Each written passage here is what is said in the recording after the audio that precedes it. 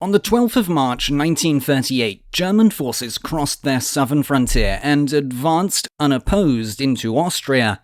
It was the Anschluss, the joining, dreamt of by many a nationalist. However, Austrians had been separate from Germans for hundreds of years, and it wasn't at all clear that a majority of them were eager to join Germany's National Socialist project.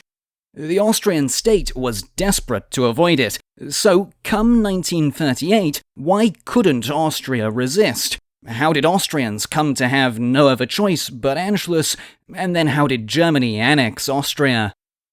Well, Austrians had come to lack both the resolve and the means to prevent their incorporation into the Third Reich.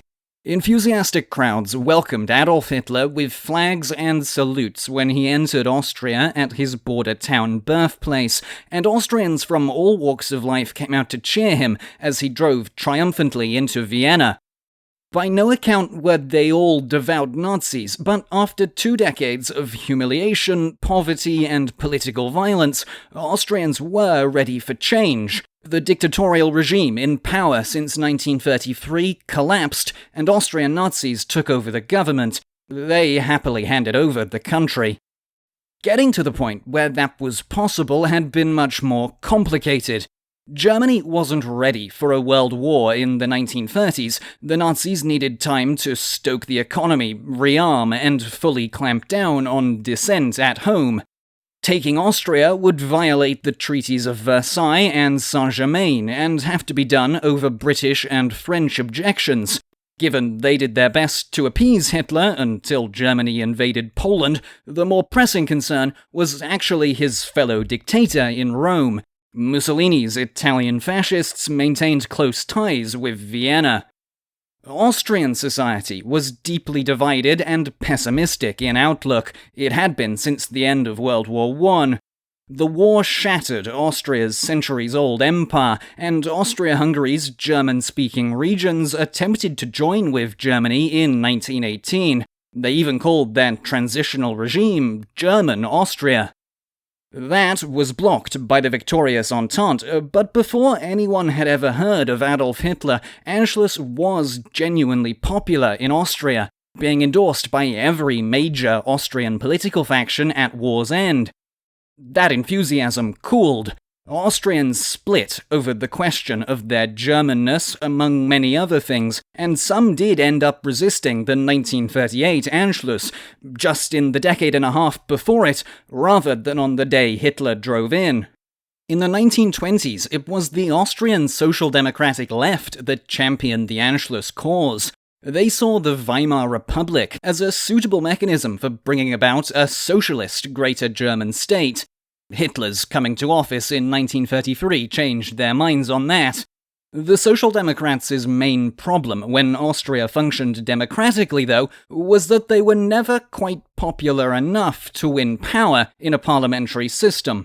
The conservative Christian Social Party led the government, and Weimar liberalism had the opposite effect on them than that it had had on the socialist left.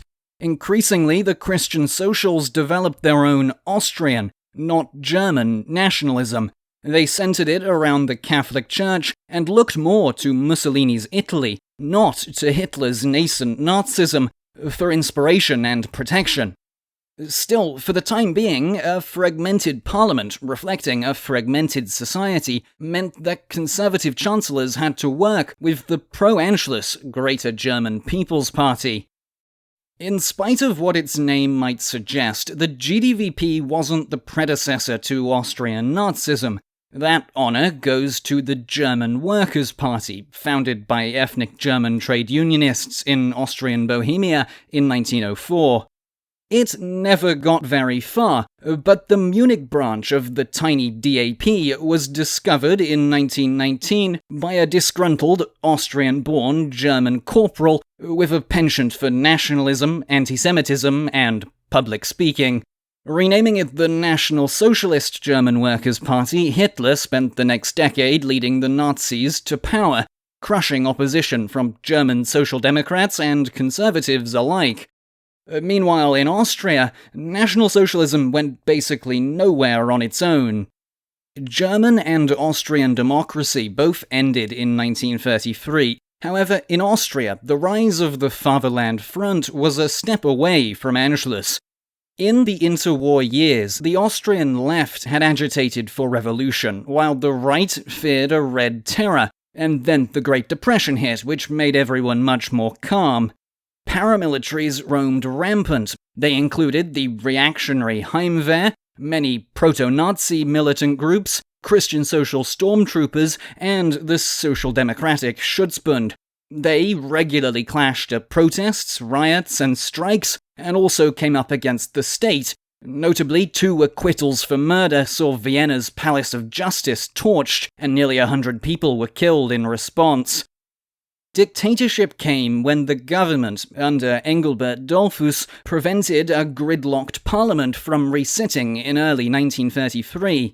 After a 4-day civil war between the Schutzbund on the one side and the army and rightist militias on the other the next year, the federal state of Austria was born under the control of the Fatherland Front, or more or less a rebranded Christian Social Party.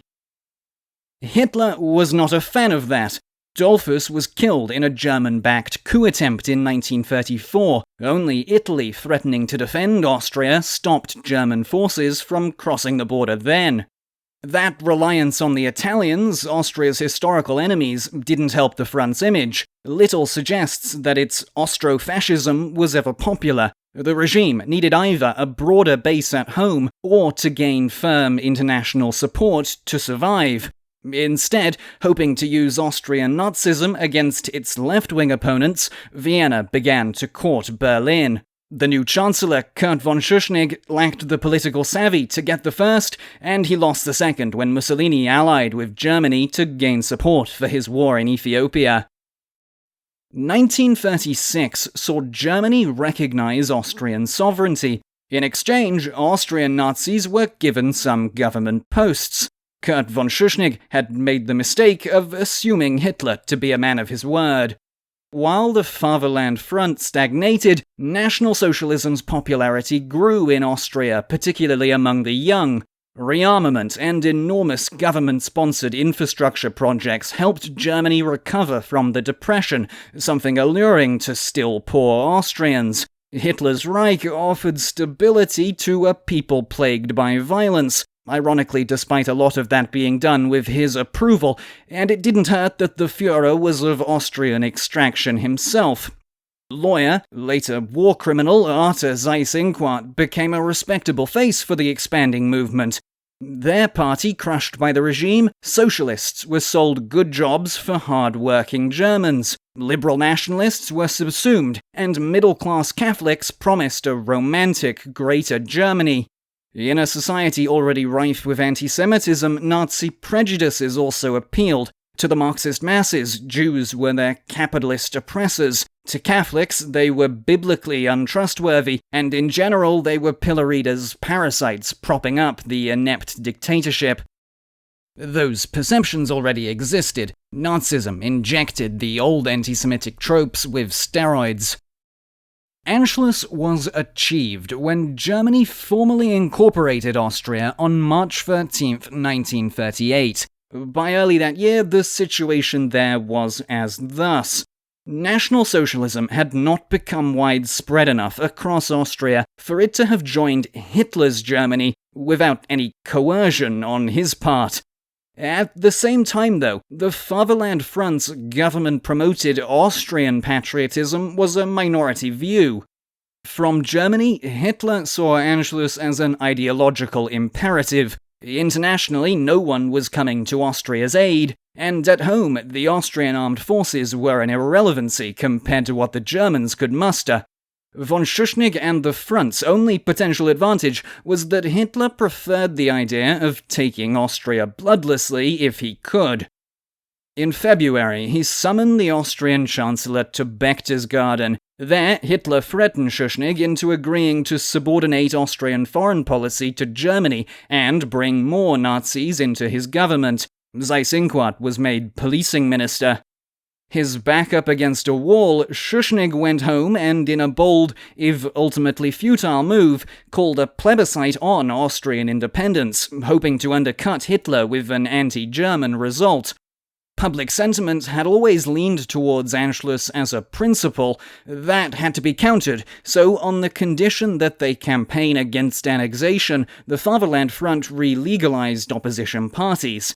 Having spent the previous 5 years bearing down on opposition, and the 10 before that not looking much prettier, the desperate bet was that the regime's elites, the Catholic Church and socialist leadership together, could make the independent vote triumphant. And it very possibly might have been, but that plebiscite never happened, obviously. Scheduled for March 13th, on the 11th, Hitler demanded Austria's government resign or face an invasion. Austrian Nazis riled up unrest and, already in high government places, initiated a coup. His bluff called, von Schuschnigg went.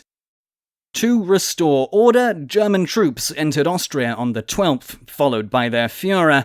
Arthur Seyss-Inquart had acceded to the chancellorship, and he had officially invited the Germans in and ordered Austrian forces to stand down. Entry into the Third Reich was proclaimed, and a month later a safely rigged vote approved the Anschluss with 99% in favour. Mussolini's change of tune on Austria was one of many reversals made in fascist Italy. Much like many Austrians, Italians had no idea what they were in for. To find out why they found themselves accepting such an unabashed strongman, you should check out the video to the left. It touches on similar topics to this one. And, as always, I've been James, and thanks for watching Look Back History.